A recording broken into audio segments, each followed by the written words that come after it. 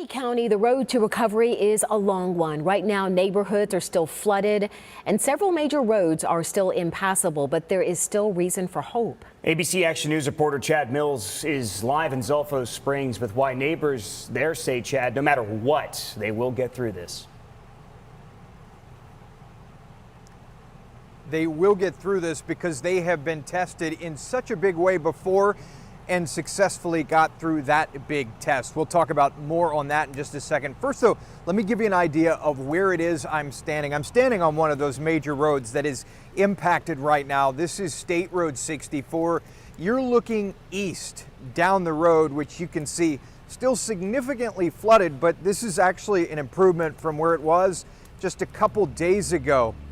And this part of the road, this part of 64, actually better than looking west from where I am, because a few miles to my west, the road actually washed out where the bridge used to go over the Peace River. That bridge has been destroyed. After the record-breaking deadly flooding here, Peace River is going down steadily, though. According to data, we should downgrade from what's called a major flood level to a moderate one by this afternoon. According to Hardee County emergency officials, first responders still have a lot on their plates after numerous search and rescue missions in partially submerged RV parks and neighborhoods.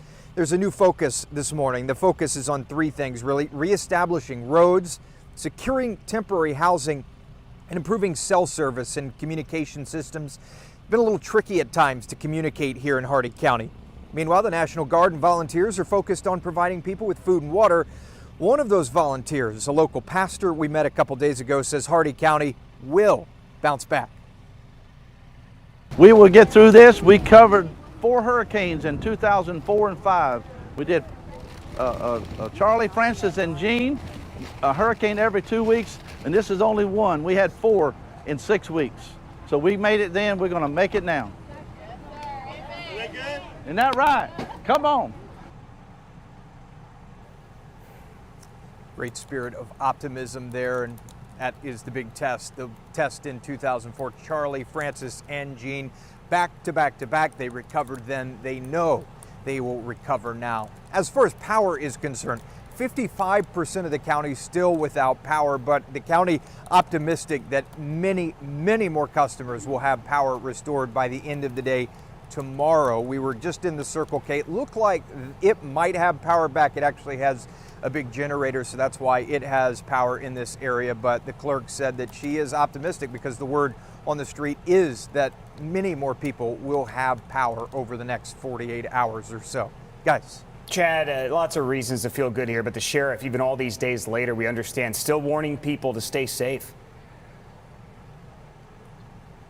Because of roads like this one behind me, you know, there are barricades up for a reason. In just the past few minutes, we actually had someone drive behind the barricade looking in this road, wondering if it was passable. It is not, and it is just one of many roads that are still flooded significantly. The sheriff knows that it's a problem. He's put dirt barricades up in addition to the traditional, sign barricades, hoping that people will obey those barricades, because it really could be a matter of life or death if you go behind a barricade, don't realize that an area is flooded until it's too late. The county also still has a 9 o'clock curfew, which lasts to 6 a.m. each day. That's part of the reason sheriff doesn't want people out on the roads. Still just too dark in too many areas to see potential hazards. Guys. All right, thank you, Chad. With all that water out there, you never know how deep it is, and of course you can't see out there as well.